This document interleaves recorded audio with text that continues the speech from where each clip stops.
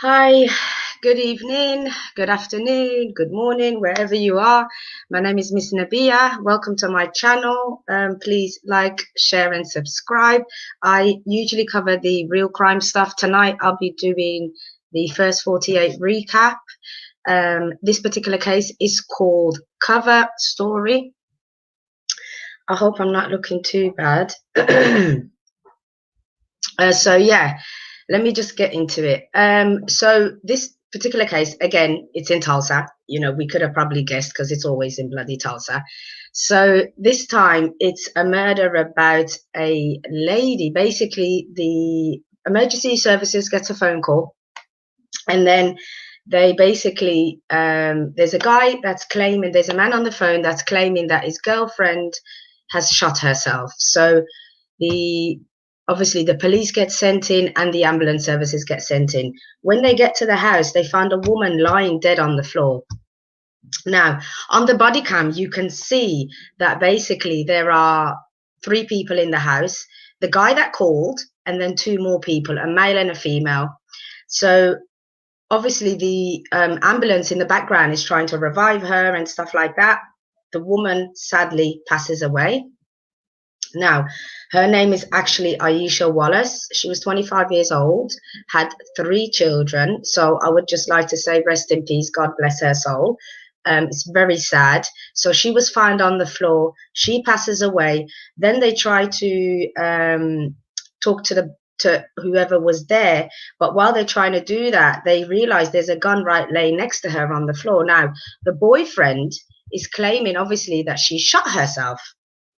So the police is obviously assessing the scene, looking around.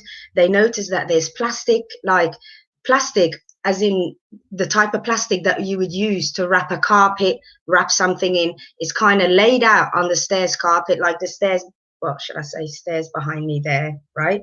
Like the stairs behind me there. It's laid out coming down the stairs, right? So they're thinking, what is going on? Why is there plastic on the floor? And so they assess the situation and think, hold on, the woman couldn't have been laying on the floor and shot herself, right? So they're kind of thinking it through. As they're doing that, they realize that she's got one single gunshot to her head, it seems. Yeah. So when the patrol goes outside and they kind of walk around and canvass the area, they then get a witness, right, who's heard, a neighbor apparently, who's heard that somebody was falling down the stairs, the thumps of somebody falling down the stairs, and then didn't really hear anything afterwards. So hold on, she did hear something. She said she heard somebody falling down the stairs, and then she heard somebody saying, I need you, right? So the police obviously write that down. Then her father arrives at the scene and other family members. So they ask the dad, obviously it's your daughter. Has she been suicidal? Has she ever thought about killing herself and stuff like that? The dad's like, no, she's never mentioned anything. Like, I know my daughter, she would have said something. So no, she's fine. So then he continues and asks the dad, does she have a gun? And the boyfriend's claiming she was playing around with it. So the dad goes, she fully well knows better than that. Like, she knows not to play around with a gun. So the police is already, the suspicion is now adding up. Obviously, it would with us as well, right? So then we get to, let me just not get lost in the story. So apparently the dad had received a phone call from the boyfriend, while he was, after apparently the girl shot herself, the boyfriend had called the dad in a panic and told him what had happened while they were at a baby shower. So him and his wife are telling the story of, we jumped in our car, came to the house, and we can see that the police is here and everyone's here. So then after a little bit, all the detectives that have obviously spread out and collected all this information from different witnesses and different things come together, and they're like, hold on, this doesn't add up here. Like, it's dodgy. The girl would never play with a gun. Everybody says it's not in her character to have a gun. So we need to kind of look into this boyfriend and who this guy really is and who else was on the scene. So come to find out, now it gets to the juicy bit, right? The bit where, this is the part that I enjoy, because it's now the bit where they do the interrogation. Now, so they obviously take everybody to the police station. So it's now the boyfriend is at the police station, right? Yeah. Not to confuse you guys. The boyfriend who called the police is at the police station. Then we find out it's actually his brother also, and the wife of his brother, so his sister-in-law, right? So the three of them are now all at the police station, obviously different interrogation rooms. So interrogation room number 1, I've put them into numbers so we don't get confused. They question the partner, the one who called 999. His name ends up being Jermico Willis, I think. Yeah, Jermico Willis. Now, Jermico Willis is sitting in the interrogation room. He's been asked, you know, how was your day? You know, the usual stuff. How did your day go today? What did you do from morning till now? He's claiming he's been to work, come home, had a shower, comes back downstairs and just finds his girl playing with the gun. This is what he's telling them. So they're like, okay, so what is she doing with the gun? Oh, she's just holding it. She's playing with it. I'm telling her to give it to me. But she's like, no, no, no, no. So before you know it, she puts it to her head, he says. And then as he's reaching out to grab the gun, she shot herself. So now the police is like, hold on, what do you mean as you're going to grab it? Well, this is what happened. So, oh, really? Is that what you're claiming? Okay. So then they move forward.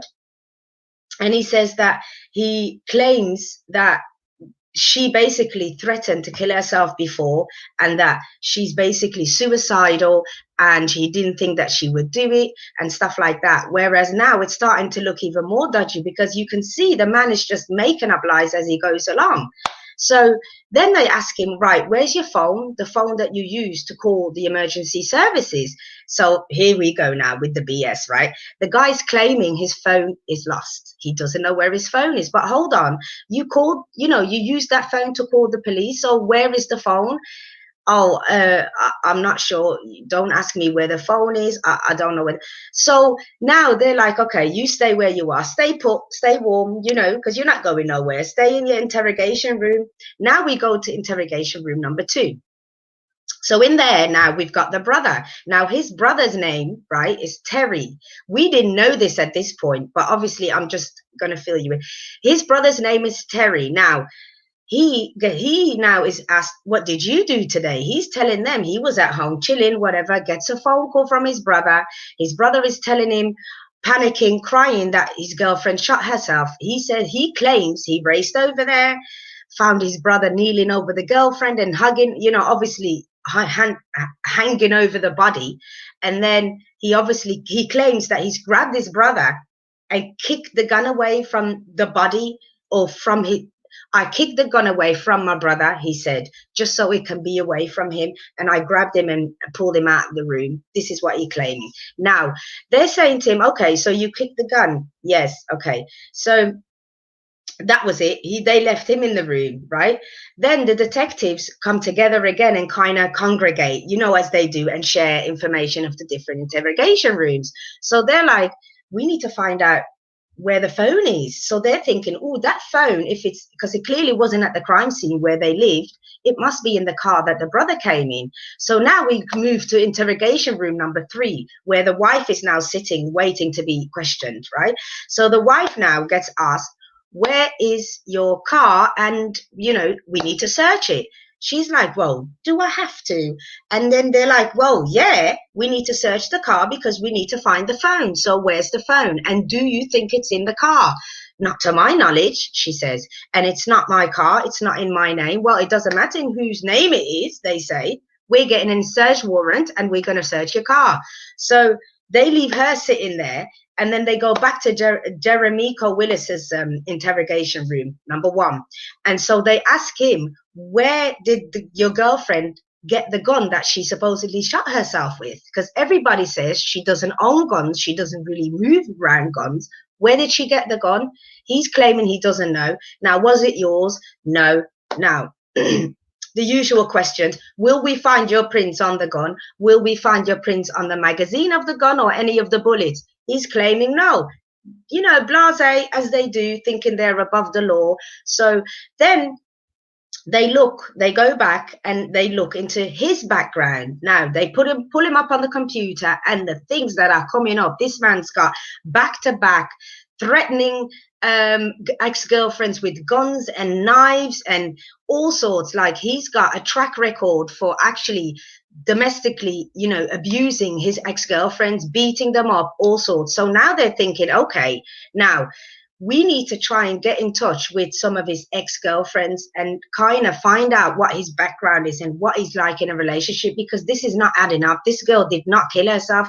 This was a woman that had a job, you know, trained to work, I think in what was it, in A&E or the emergency services. She had 3 children, 7 years old, 4 years old, and 3 years old. This woman was living her life and trying to do better. So it didn't add up that all of a sudden she's going to shoot herself and leave her kids behind for nobody to look after.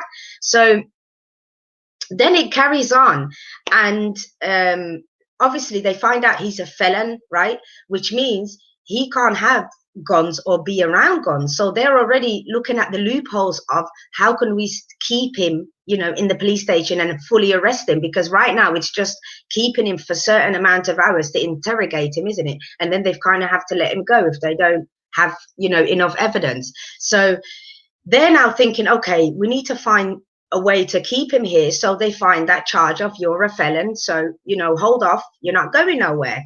So then the detective who was dealing with the case, his name's Calhoun, he reaches out and goes back to that neighbor who claimed to have heard the thumping down the stairs or somebody falling down the stairs. Now, this neighbor now gives them more detail than they did before and says that basically when they heard the thumping down the stairs, it was at least 30 minutes before the EMT actually arrived. Now, when they then looked out the window to see what had happened after the thump, she saw, well, they claimed to have seen these 2 black men coming in and out of the property, and then shortly after the ambulance services arrived. So now they're like, right, they've got him now.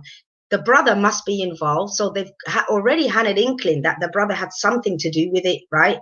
With the kicking of the gun. Because why would you kick something if you know innocently the woman had shot herself? You wouldn't touch a thing, would you? Because it proves your innocence. So you saying to the police you've kicked a gun, like, already you're suspicious. Even if you were innocent, it'd be the dumbest thing to do, basically, wouldn't it? So yeah, and then it carries on 22 hours in, right? And actually, hold on, before I skip over, sorry guys. As they're canvassing the neighborhood, they find another neighbor who says that the police had actually been around their house numerous times for domestic issues. And this one, obviously, this time that the girl had actually passed away has been the worst and the most extreme.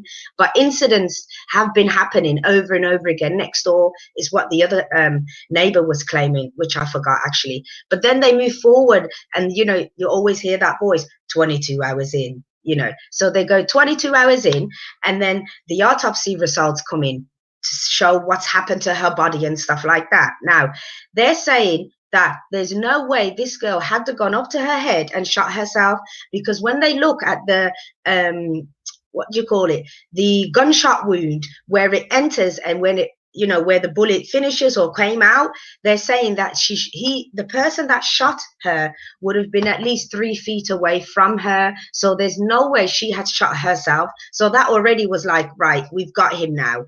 And then the autopsy, you know, especially the coroner, carries on and explains that basically it's impossible for her to have shot herself. So the ballistic evidence gave them a reason to arrest him. So they now decide to look for that car, because remember the Lexus they wanted to search, they had to go and ask for a search warrant. So once they've got the search warrant, it was a couple of weeks, a month later, they go and look at the car. It's now in the impound, at the police impound. So they go and look inside the car, and you know, hey ho, what do they find? The phone is like tucked under the driver's seat, way under where you have to reach in to go and get it. So clearly the brother or the wife had put it there and hid it, so they couldn't see who he was calling on the day, because clearly you know, the police wasn't the first person he called. It's what it's leading to. So then they find photos on his phone. As they look in his phone, the, you know, cybercrime unit has investigated his phone, looked into everything. Now they find that he's got photos of the gun that has been used to kill this woman, or, you know, that he's claiming that she killed herself with. So now they're looking at these photos and evidence on his phone, like this man is clearly has got, you know, the history with guns, has been arrested for possession of guns, you know, has been threatening women with guns, and ex-girlfriends, threatening to cut them with knives. I mean, the list went on and on and on. So then they find out that one of his ex-girlfriends, right, who he threatened in the past, came into the police station, and they questioned her for his, you know, to see what he was like. Now she comes in and shares that Terry has been sending messages to her and telling her to not speak to the police, and if she does, to speak highly of my brother and not speak bad of my brother, because the police just want to do this and whatever. So now the girl is sitting there basically scared for her life, because apparently the brother is the most violent one. So she then carries on and tells them that when they were in a relationship, her and Jermico, who is the guy that was the girl who died's boyfriend, right? When she was with him, she said in the beginning this guy was nice, sweet, as they all are, you know. And then the first time he hit her is they were in a club, she says, and he claimed that she had eyed up another man in the club, so he must have knocked her out, right?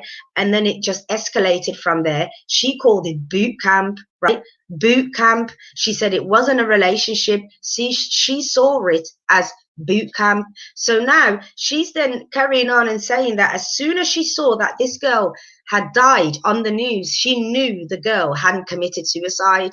So they're asking her, so what else do you know? And she's carrying on, and she's like, I bet you the only reason he killed her is she stood up for herself. She must have stood up for herself, because I never had the courage to do so. And when I went to her funeral, she said she could see herself in the coffin, hence why she felt the need to step up and, you know, speak up on her behalf and make sure that somebody, you know, goes to jail for this and this girl gets justice.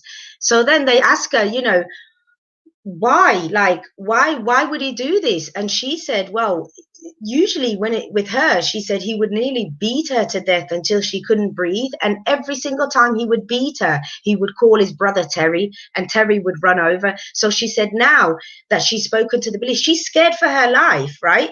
Saying to them, if now that I've spoken to you, what are you going to do for me? Because the main guy who's actually teaching Jeremico to do this type of things to women and be aggressive and abusive is the brother, and the brother's out. He's just walking the street. So what are you going to do for me? So the police is now like, well, we need to make sure if the brother had a hand in this, right, and was at the property before the police had got there, he's going to be done for conspiracy of helping a felon or covering up a murder. So now they look into the brother. So a month later now, they find out that this brother actually is, you know, sending people to abuse witnesses, I shouldn't say abuse, threaten witnesses and intimidate witnesses that are coming to court a month later. These are a couple of ex-girlfriends of the brother, right, who's up for this murder. They've come to court, and he's got women walking up to them and asking them, Terry said hi, and, you know, what do you think Terry's saying, or this? And it's like they're making the women who are already fearing for their lives so scared that this man is around the corner and ready to snatch them up. So then they find out, then, you know, obviously the police gets told that this woman is walking around threatening and intimidating witnesses. So they now send the fugitive warrants squad to, you know, to look for her and bring her in. So she gets brought in, and they ask her, what the hell are you playing at now? This woman is crying her eyes out, as they do. She breaks down in the interrogation room, and she's talking about how she doesn't want nothing to do with this. And they're telling her, you're already, 2 feet in, basically. You're deep in now because you're helping this man basically threaten witnesses of the state. They are state witnesses. That's a crime. So she's now crying. They're telling her, what else do you know? She's basically spilling the beans and telling them this Terry had sent her there after she had done what she'd done. She'd gone to his house and met him. Now he's then gone on and told her, right, what had happened at the brother's house. The fact that he was called by the brother, he rushed over there. When he got there, he knew straight away from the position of the sister's body, no, the sister-in-law, should I say, the girlfriend of the brother. He knew from the position of her body that basically he had done it, that she hadn't killed herself because the gun wouldn't have been on the floor, is what he was saying. She couldn't have killed herself. Mind you, the exit, there was a gunshot, like, when somebody shoots and it's probably gone through her head, I'm assuming, because there was a gun hole in the wall upstairs. So you can imagine as the stairs is going up, like that, right? Here is the gun. There was a door there and there's a gunshot like wound there in the door. I shouldn't say wound, but a hole, yeah, of the gun. So then the guy is like, the guy now, hold on, I'm getting confused. Sorry, guys. Then they find, obviously, as the girl is talking and she's telling them all these things, they reassure her that they're going to go after both of the brothers and they're not going to just put one in jail and let one be out because they both are in it, obviously. Then a month later, obviously, 2 weeks later this time, 2 weeks later now, when they've got the woman, right, okay, yeah, sorry, I've just scrolled over it. Yeah, so I'll carry on. And then she then carried on, actually. Sorry, she was doing a lot more spilling the beans, guys. Sorry, I was getting a little bit confused. Yeah, so she carries on talking and saying that Terry had told her that when he got there, he purposely kicked the gun to the other side, right, just to confuse the police because he knew, obviously, his brother had done it. And then with the plastic, she never said anything about the plastic, but the police had always thought that they were trying to maybe cover wrap up the body and get rid of her or something like that. But that was never actually discussed again. That was always a theory of the police. But then now they forward to, Terry. Terry now has been brought in to the police station. He's sitting there, why am I here? This guy, mind you, has got long hair.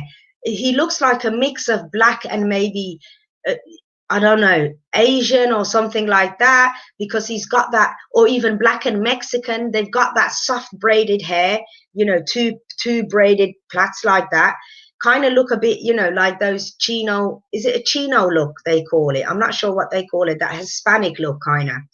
So he's sitting there handcuffed, talking about, oh, he doesn't know why he's here. They start straight away and say, listen, stop playing around.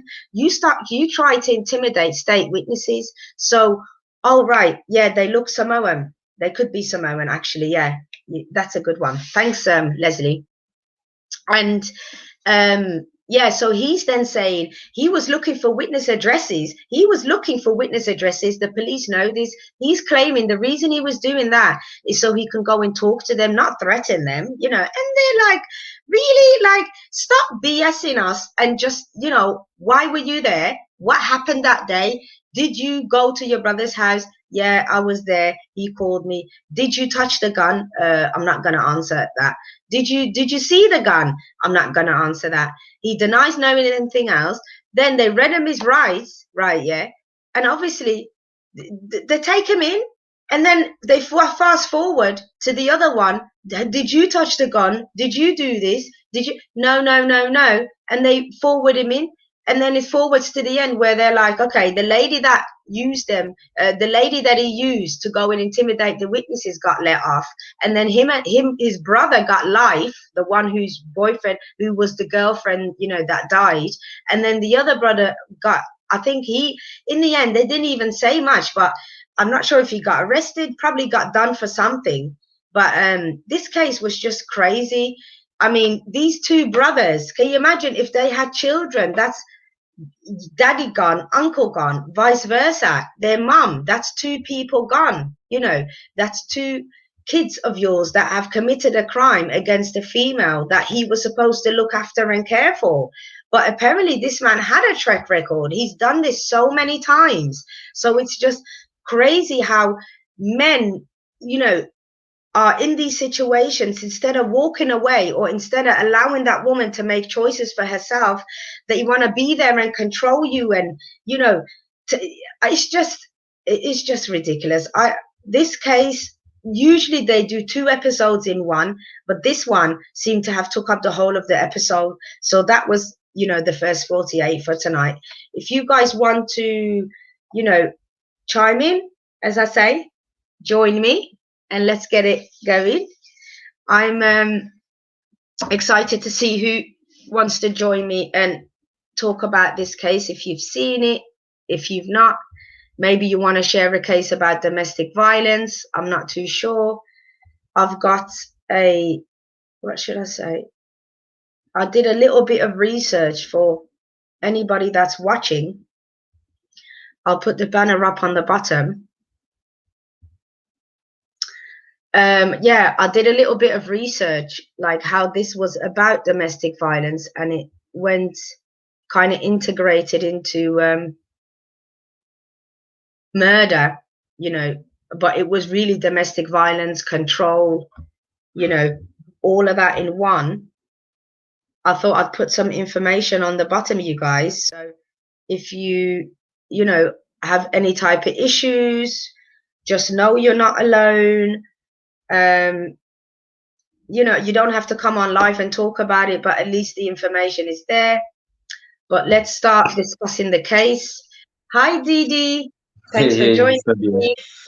Yeah, you're welcome. What did you think? Hey. Hi, Leslie. Thanks for joining me. Hey, I love watching First 48, but I've never seen that episode, and that thing was just rather disturbing. Bloody light. Carry on. It's my lighting.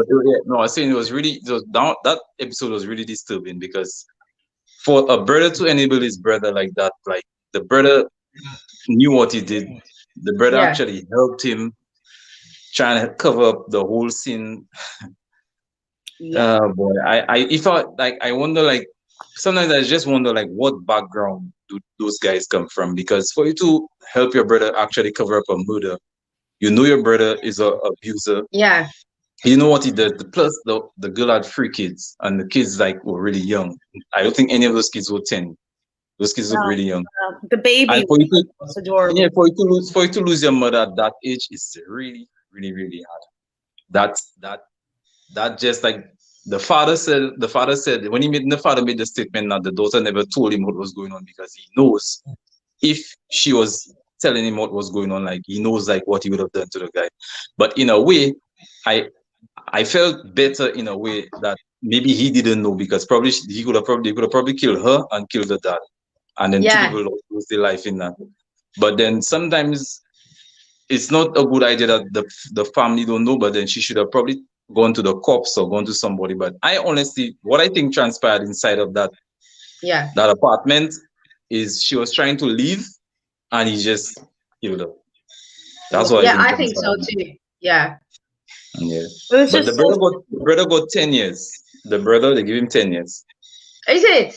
Yeah, he got 10 years. I felt like I missed it, or what? Because I know they arrested him. Yeah, but he got 10 years. The girl that was assisting them, because she testified against them, they dropped the charges. So they allow her to, the one that's manipulating the witnesses, they allow her to they just dropped the charges because she participated and she helped them convicted the 2 brothers. Yeah, but the brother, he got 10 years. I honestly think it was more disgusting the wife that was trying to delay the investigation. Like, what are you doing? Like, you obviously are in a similar situation. Like, you're not here. We're scared, but somebody died. Yeah, because when they ask her, can they search the car? She's like, why? Do you have to? Do I have to? Yeah, you have. Somebody just died. Yeah, you have to. Like, it's I just don't understand like why there's this culture of like covering up. How much power do people have? Like all these women that they had just basically doing their dirty work everywhere. Like this guy, you know, killed somebody. And he has all these women covering up for them. The one that's intimidating people, the one that I mean, who goes to an actual court where there's a state, case, right? They said they were state witnesses, and you go over there, walk up to them. The girl said, kind of like a mafia movie. She said to them, Terry said hello. Terry said hi. Those type of things. And it was like, why? And then the way she cried and the way that they told what she did, it didn't add up. It was like, at least you should have sat there and took it, right? Took the police interrogation. But she broke down. You're such a coward. Because only cowards do things like that. I was so happy she snitched because yes. Because imagine, but don't they all? When reality hits you in the face and you're sitting there, oh my babies. Any human being is gonna be like, is that what she was saying? Because I couldn't even hear through all that moaning and crying. My baby. And I was like, what about this woman's kids who now no longer have a 3 children. I'm sorry. Because she started manipulating the witnesses. When the cops hold you and they start interrogating you, now you start thinking about your kids. You didn't think about your kids before that. Exactly. Why do women do that? I'm not judging anybody, but why would you help a criminal? I really don't know. Whether it be male or female, why would you help a criminal? I wouldn't. Unless they had some sort of substance abuse problem and that was their provider and they were had a hold on them that way.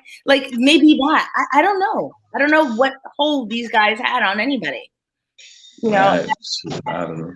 I hope that they add on extra charges for all the testimonies of the ex-girlfriends that came out while they were investigating this. And they came out because they saw the girl on the news. One of them, she said she was she went to the actual funeral and looked into the coffin and felt like that was her, So I think for her, it was more this is the one thing she feels like she has to do. At least that's the least she could do, So, I mean, these women. How do you? When she came forward and stepped up, I was happy because she was actually scared because she said she was getting threats from the brother already, but she still stepped up and she said she'll do whatever it takes to get them to prosecute the guy. And then you have to protect me, and they did. So good on them. But really, the police need to get it together. You really need to get it together. When she told her story, boy, that was sad. Miss Nabia, when you said she said when he accused of some guy eyeing her in the club, and then he just punched her, and I was like, oh. And where was everybody else in the club? Because I'm sorry. She said one time he punched her so hard she went unconscious. And he would beat her so bad, she said, till she could take her last breath, and then he would always call the brother. So even the way she sat in the interrogation room and said, I bet you the first person he called was his brother Terry, and the police is sitting there thinking, how the hell does she know? Because mind you, they've already looked through his call list and have seen that, by the way, he's been talking to the brother so many times before he even called, for help. So they knew that the brother was there at the scene before, the police even got there. So when she said that, they asked her, is that just your gut instinct or did somebody tell you this? And she said, no, that's just what he always used to do. When he used to beat me nearly to death, he would call his brother. And the brother was the worst one, apparently. They didn't even seem like I shouldn't say how does an abuser look. You can't tell what they look like, but you know how they always so calm, but behind closed doors they want to be victimizing people, and I don't understand why there's not a short list like there is for peds for these guys who have repeated offenses against women. There should be a list. There should be. I should be able to check my zip code and say, oh yeah, that guy, don't go out. You know what I mean? There should be. But you see, when she said he started off nicely, majority of those men not do that. They always they'll bring you flowers, they'll give you chocolates. You'll think they'll make you think like they're the boyfriend in the world. And then when you see Yeah. you start living and starting to spend more time with them, then you start to see little red flags up until they start putting their hands on you. So then you just have to most likely women, like, it's kind of hard to detect. Like you say, it's not on nobody's face. It's hard to detect, but then the first signs of it is just, you need to just get out of it from the time you see the first signs of it. Yeah, absolutely. And, you know, it really comes back to having each other's backs, like as friends, as, you know, people around you. Like, you know, if somebody's trying to get you away from your friend group, run, because that's the first thing they try to do. They try to isolate. See, you know? Slycat just said she's used to see a man beat his girlfriend up the hill. You know what? This even, I'll tell you about a case that happened to one of my family members. She used to go to her, you know, when you do the school run with the kids, right? There was a lady that was married to this guy, now East African as well. And she said apparently he used to abuse her so bad. She never used to come out of the house. He would go and pick up the kids and drop them off. The kids were neglected. She was neglected. He wouldn't allow her to do anything, to the point where she would come and tell the mums at the gate. We call it mums at the, you know, they all congregate at the gates, right? They would she would tell them stories about what he does to her, to the point where she gave birth to their child. I think he forced himself on her after. You know how, well, you don't know, but when women gave birth, you know, it's not nice for a good while, right? Yeah, and you're bleeding, and also this man forced herself on him straight after childbirth. Like, he was abusing her so badly to the point where they just moved. He just moved them to a different area. And I've always asked, you know, my family member, like, where's that woman? Do you know if she's all right or whatever? And they've not seen her again. But it's the crazy thing is, people knew what she was going through, but never really did anything. People knew. They used to see him abuse her down the road as they're walking back home. She remembers one time there was a parking instructor guy. It's not parking instructor. What are they called? The ones who give out the civil servants. Yeah. The ones who give out the tickets outside the school, you know, on the zigzag or whatever. They're out there. This one guy told her he saw him beat the wife outside, and that guy who was giving out the tickets actually walked up to him and had stood up for her and beat him outside the school. And she probably got beat 20 times worse. Why didn't you just there you go. Yeah. And this is the thing. So she still went home with him, still had carried on kids with him. Yeah. That's the sad part. Yeah, and the kids are there growing up in it, you know. Yeah, I have family members also that, you know, they were with people until it got so bad that they had to leave. And I'm talking picked up and left the state. Like, they, you know, no return address, changed name, you know, like no forwarding address, no nothing. Like, we didn't even know where they were for a few years. Yeah. Because it was that bad. But I mean, and that's the lucky one. But like, how many women end up in these abusive situations forever because they can't, like, it's like mentally they're crippled. You know, like they're told so much. Like, if you say something to somebody every single day, like if you tell your daughter she's beautiful every day, she's going to grow up thinking she's the most beautiful thing in the world. The same way if you tell somebody they're stupid every day, they're going to think they're stupid, that they're not. Yeah, I agree. You know, it's like repeated. Yeah, I think it has to do with the self-esteem and also the mental abuse. That's the two things I think that has allowed women to, like, they stay in that for so long, and then sometimes when they leave, they still go back, because sometimes it can be maybe their parents were in that same situation. Also, it can be that, like you say, in the home, they probably always call them stupid or dumb. So then it gets to a point where you actually think you're stupid or you're dumb. And then you actually just accept what abuse or whatever comes forward to you or whatever it comes with. That's why those safe houses for women are always like in undisclosed locations, because the amount of men that come back, oh, I'm so sorry, I can't believe I did that, and then they take them back because they want to believe. You know, they want to believe that they can fix this broken person who is beyond redemption. Yeah, I agree. With this girl, I mean, it was sad that I feel like we only knew about her what they said, the fact that she was, you know, trying to better her life, raising her children. She would pick up the kids, I think, from her dad's house, go home. I mean, I wanted to know a little bit more about who she was, a little bit. Do you know what I mean? But unfortunately, we got to know more about the perpetrators than we did the victim. Unfortunately, do you know what I but mean? the brother, that guy is an idiot. First thing, which adult in the right mind would take a gun and play for gun? Play it, It's from there. It's from you see when he said that. That's when I knew he killed her. Because you cannot tell me an adult, a 25-year-old woman. I'm gonna be like, oh, how pretty! Oh, look at me! Man, kill yourself. Please. That's not what teenagers do. That teenagers my condolences, Michelle. That's very sad. Yeah, sorry to hear about that. Sorry about that. Yeah. Carry on, sorry. No, I was just saying like that when from the time he said she was playing the gun, I just knew he did it. Who does that? No, yeah. She was playing with it. I went upstairs, had a shower, came back down. She was playing with it. They said, you know what, the way she was laying there, it's somebody that fell down the stairs. But like I said, that gunshot, what do you call it when the gun goes through something and it leaves that hole in the wall? Like, Projection. I don't know. It's like no, it's not a projection. Huh?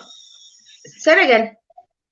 No, I think it's when it goes through the door, they say that it's called a projection, like wherever it lands. Oh yes. Yeah. It's projected off the wall. Yes. Right. So there was there was that hole there, and it's like they said straight away, but hold on, the hole is up there. Like it looks like she was standing there when she got shot. So when the autopsy come back and it said it was at least 3 feet. 3 feet, is that from bottom to the stairs to the top? Yeah. Depends on the stairs, maybe like maybe he was standing on it. Yeah. It looked like they were arguing, is what they're saying. About a meter, right? No, it's a little like the distance is probably. I think she probably got to the top of the step, and she fell to the bottom of the step. But he was probably facing her. At least so like this. Yeah. But you know, Miss Nabi, remember the plastic on the step? I suspect they were trying to see if they could have probably actually take a body as well. I thought so too. But they never really returned to that, did they? Yeah, because the neighbors, that's why I think they really probably stopped. That's what I think. They probably was trying to wrap up to try and dump the body. Yeah, so she ran away. Where's she gonna go? Like where are they gonna? Yeah. You see, committing the crime is easily done. It's the cleanup is where the problem lies with people. You will never get away with the cleanup. It could be as small as whatever it is. Like, I don't know if you guys have watched this series called Your Honor. I really like it. No, but I don't know if Bryan Cranston is in it. The guy from Malcolm in the Middle, the guy from Breaking Bad. Okay. The old guy. He's in it, and he plays a judge where his son actually is in his car one day just riding around and goes to put flowers down where his mom died, but it's like kind of like a down-ridden neighborhood. So there's a group of guys that kind of intimidate him. He jumps in his car, drives off, gets an asthma attack. He's trying to reach out for his inhaler on the chair, but it falls on the floor by the passenger side, right? And he can't reach for it. As he's trying to reach for it, he's heavy breathing. He's trying to look out. Boom! This bicycle head on. Boom! And he kills this boy. Now, come to find out, the boy is a mafia boss son. It's a really good series.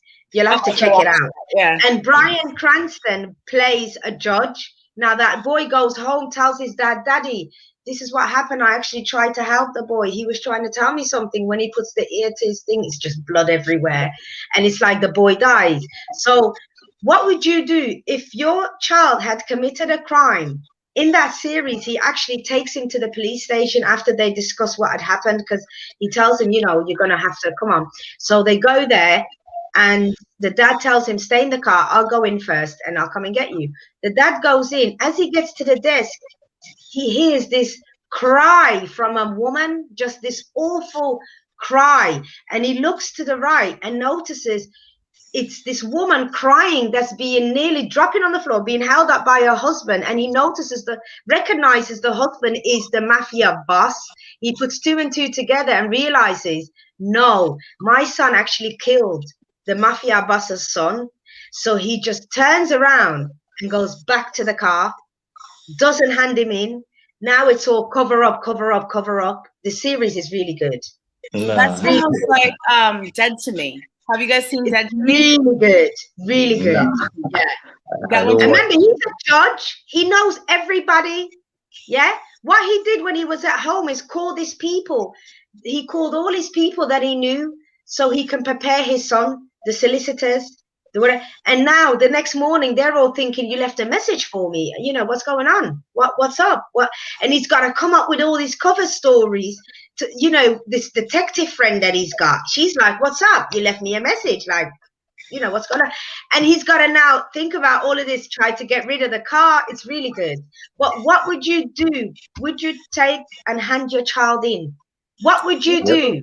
If you then found out the person that they killed, hypothetically, was somebody really important's child that could get to you when you're in danger if they found out. I would still turn them in. More Yeah, so, you I have no found choice. out that it was somebody like a mafia boss, because they respect honesty. Like, things happen. Would you really though? Would Yeah. you really though? I really would. Because you're handing him over for death. Well, Really? No. Because you don't get my own. got all I don't the think- connections everywhere. So whatever jail you may be taken to, it's all over. Yeah, but they're not going to kill somebody because the child was killed in an accident. Mr. Beer, I would have turn him in and get me some cameras and get me some Yeah, guns. Bobby. That's what I would have done. Hi. Hi. Yeah, I'm I so might ask for a special, consideration for my son while he's incarcerated, but I wouldn't, I might Yeah, get a I would have turned him in, and then if the mafia boss, like I said, I'd get me some guns and I'd get me some cameras and put around my house just for my safety. But then I'll still turn my son in because because what you're else more can I do? likely that if they find out that it was you, because they have ways of finding out, Yeah. Yeah.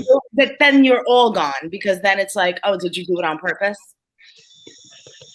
Honesty is always the best policy. I stand by that 1,000%. Okay, right. Ablavi, you turning them in? of course. Of course. Prison is not a group ideal. If you do the crime, you got to do the time by yourself. Listen, I'm not mad at 6ix9ine because I snitched too. I am not going to jail. That girl is so big.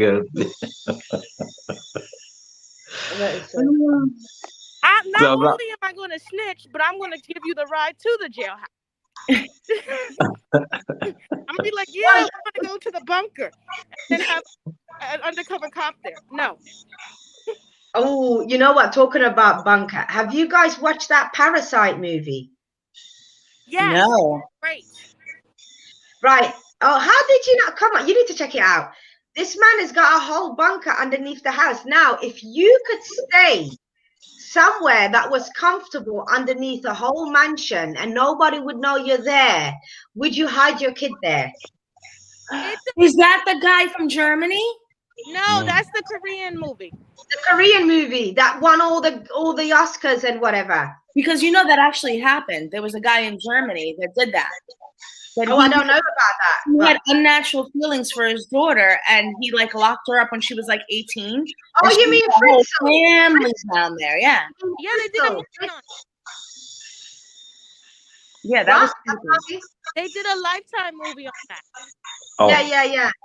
I don't that watch was Lifetime. Fritzl, his name was. Yeah. He had kids with Watch his. Lifetime. You watch Married at First Sight. That's on Lifetime. Yeah, because I gotta do a review. That's why.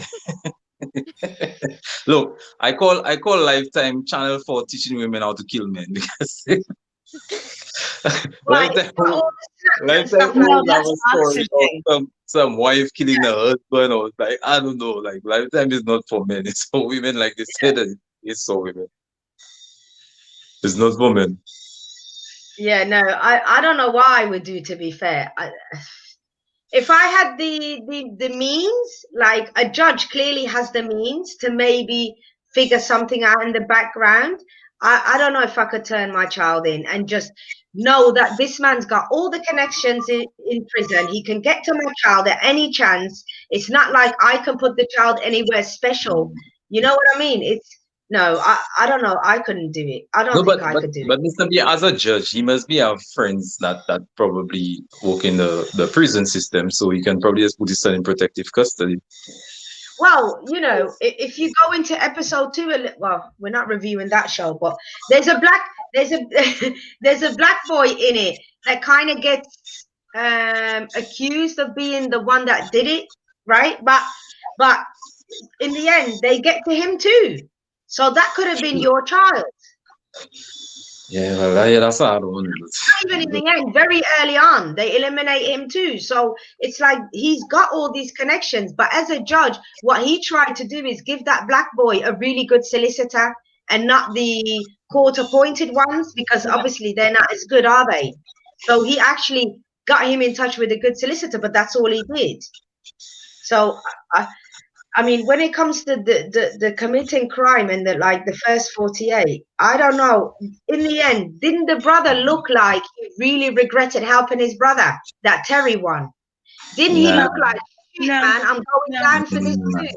I thought there was a moment, because remember, you know what he regretted? He regretted he got caught. That's what he regretted. He didn't regret that. He would have done it all over again. Realize the freedom. Remember your freedom. Come on, when you're sitting in an interrogation room, you know you're not leaving if you're there for a murder case and they've got evidence on you and you were involved. You're not going nowhere. Yeah. Well, yeah, he didn't regret it. I don't think he did. Yeah, like I said, I think they see that, oh my God, this is me for life. Because remember, America don't play. You will go down for life. Like you will go down for a good 20 years. You are. Just like that. You know what I mean? It depends on who you are. Not everybody goes away for the. Yeah. You know, the common person is what we're talking about here, Leslie. Not somebody with he would be smarter being a judge's son, you know? Like there are ways to get away with murder. I mean, gosh, look at Carol Baskin. Yeah. Who's Carol Baskin again? I don't. You know what? That's another one. I'm a little bit in the middle with that one. I don't know what to believe. I think Joe Exotic got a bad deal. To the Tigers. That's very much possible. That's very possible. Poor Joe Exotic. All he wanted to do was play with some tigers. I know, right? That's all he wanted. Poor guy. Well, there's the famous one. You know the famous one? When I was in high school, that happened. I was watching it on television. The Red Bronx, OJ, right? Yeah. What? No, remember OJ? That was one of the biggest cases. Yeah. One of the that biggest. Was supposedly domestic violence as well, wasn't it? OJ ruined life. Yeah. I mean, look at the Jodi Arias case. That was domestic. No, I shouldn't say domestic, but that was a woman on a man. Women do it too, you know, like women will snap, and we know already snapped on TV if you don't watch it already. You know what I mean? Women do snap, and when I think a lot of the time with men, it's like they pick up the gun or no, I shouldn't say that because there are people that will chop you up. But I think with women, why do we always go for the knife and the like what? I don't know. I think the psyche of a woman is different completely to a man, right? So I think the way women kill and the way men kill is completely different. I don't think so. I think that less women get caught. I think that we don't know a lot of women who these crimes because I think women just don't get caught. Yeah, sounds like she knows more, but okay. Flying all around the world. Are you doing something flying all around the world, Leslie? Because you've got a good cover there. I did what? I said you've got a good cover there, a good cover job, flying all around the world and then coming home and you know what I mean? Leaving no trace behind. Did you guys see that that show, The Flight Attendant or whatever it's called, or Flight Attendant? No. And that's the premise of the show. Allegedly, I haven't finished watching it, but she gets involved in some, like somebody ends up dying in her bed when she's like in Japan or something. and she's like trying to run away from the FBI. Like, it's crazy. No, I haven't seen that. No, But no, obviously. I agree. Stabbings are much more personal. I think somebody who Yeah, stabs is much more of a murderer than somebody with a gun. That's what I honestly feel, because the actual penetration of the skin, you must feel that. And for you to do that over and over, and like, it takes a certain person to want to do that, carry on living, do it again, carry on. You know, like here in England, a lot of young people stab each other nowadays. I don't even know how they have the guts to do it at that age, to penetrate somebody's skin. It's not like popping a balloon, is it? Well, You know what I mean? Dominican boy in the Bronx. It's yeah. I remember. Yeah, I mentioned that last time. Yeah, that was, that was a horrendous, and they did it with machetes. Like, what a savage does that?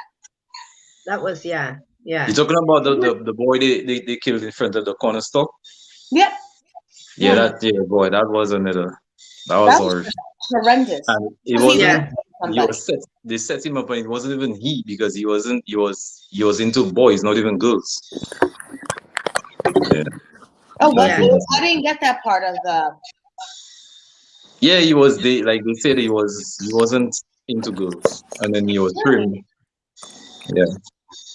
I didn't. Yeah, because honestly, like, it was so sad. Like, I was so saturated with it, and I just couldn't deal with it. Like, yeah, that thing was. I was like so saddened by it. Like, that was just horrific. I don't really crazy. It's like, that's a baby. Like, he was what, 14? Yeah, really young. And the girl was his friend. Like, they were really close friends. But no, that was well, that was first 48. If anybody, I'm sure everybody who's kept the chat busy, thank you so much. I don't think anybody else wants to chime in. Everybody's kind of shy. People are always typing away, aren't they? But never want to come up. You can come up, Sly Cat, and is it Bobo? Yeah, Jimmy. Yeah, Jimmy never comes up anymore. Jimmy Atkins is always there supporting. I always see Nisei as well. Michelle, you guys can come up, but thanks for the support. Like that. Yeah, I said that already. Oh, sorry. That's cool. Yeah, no, it's okay. But no, thanks for the support, guys. I really appreciate it. I'll probably do another first 48 next couple of days, maybe, and then I'll carry on with the last episode of Alan versus Pharaoh. We've got that probably coming up on Saturday, so the usual time. So yeah, keep an eye out for that. Obviously, you lot probably know DD758. Click on that and check him out. Ablavi M and my girl Leslie. So yeah, thanks for the support, guys. I did want to say, may she rest in peace, the girl that we just spoke about. Yep. I'll just say her name again. Let me just pull that up.